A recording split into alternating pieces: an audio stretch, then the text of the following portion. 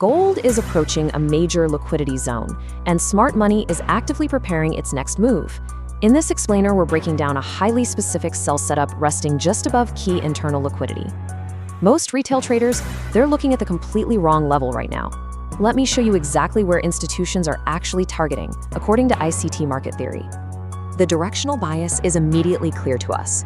Macro institutional order flow is firmly bearish. Smart money is aggressively liquidating long positions, expanding downward into discount extensions, and their crosshairs are locked directly on one specific level. The sell-side liquidity pool sitting right at $3,952. So before we dissect the underlying logic, let's lay out today's trading plan. Our daily bias is a bearish continuation. The primary focus here is a sell setup just above internal liquidity, specifically targeting a premium entry zone between $3,968 and $3,973. And the ultimate drawn price? We're looking at those daily external sell-side liquidity pools resting below $3,950. Here are the precise parameters for this short model. We're stalking an entry between $3,968 and $3,973. We'll place a strict stop loss at $3,978.50, scale out at $3,952, and hold a macro runner for $3,942.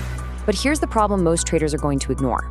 There is one specific, absolutely non-negotiable condition that has to happen before this entry becomes valid. To understand why institutions are targeting this exact area, we have to look at the alignment across multiple timeframes. Notice the stark contrast here. On the daily time frame, we're seeing a massive, sustained macro distribution phase. Then, if you drop down to the 1-hour chart, you see a violent intraday break of structure. Price just breached that 39.75 support floor with heavy displacement. This seamless alignment proves institutional order flow is firmly in control of the sell side. Now, technicals don't operate in a vacuum. Let's look at the global macro liquidity drivers actually fueling this bearish expansion. We've got temporary US-Iran peace talks in Doha, shifting safe haven flows rapidly away from gold. At the same time, a hawkish Federal Reserve, driven by sustained US economic growth, has pushed the DXY above 101. Add in the Reserve Bank of Australia signaling restrictive policy to fight persistent inflation, plus Japan's Ministry of Finance prepping for decisive FX intervention. This macro backdrop is the exact fundamental fuel required for a sustained bearish gold expansion. Which brings us to the exact catalyst institutions are going to use to engineer this next move. Tonight at 9 p.m., we get the USCB Consumer Confidence and JOLTS job openings data. The market isn't just passively waiting for this release. Institutional algorithms are going to actively use this volatility injection to engineer a liquidity sweep right into premium arrays before they expand price downward.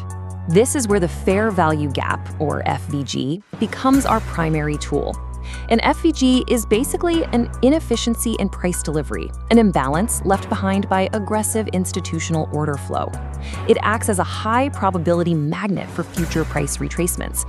Because this current drop is so overextended, the specific 15-minute and 1-hour FVG intersection between $3,968 and $3,973 is the critical area of imbalance we are stalking today. So how exactly do we execute this? Here is the step-by-step logic. First, we wait for price to retrace higher into that premium supply array. Second, we observe the volume injection during the New York session kill zone, especially right around the news drop. Third, and remember that non-negotiable condition I mentioned earlier, there absolutely must be a confirmed 15-minute market structure shift with downward displacement. Only then do we execute the short. If there's no structural confirmation, there is no valid trade. Smart money confirmation hasn't appeared yet, so we wait. This brings us to the scenario most traders are completely ignoring, and where the ultimate trap is currently being set. Retail breakout traders are actively selling at the current bottom, right around $3,960. They see the bearish momentum and they blindly chase it. But by doing this, they become the exact buy-side liquidity that smart money needs. Institutions will use these early sellers to reprice the market higher, sweep them out, and engineer a minor intraday retracement before delivering the true move from our premium entry zone. Ultimately, discipline is what separates institutional traders from retail liquidity. Our final execution checklist demands a strict invalidation level, a 1-hour candle close above $3,979. If we see that, a deeper structural rebalancing is underway and the setup is completely canceled. Assuming confirmation appears, this setup holds an 80% probability for a bearish scenario. Risk management dictates a strict 0.5% allocation.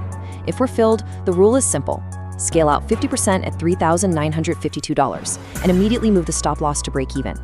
The market always leaves footprints if you know how to read institutional order flow.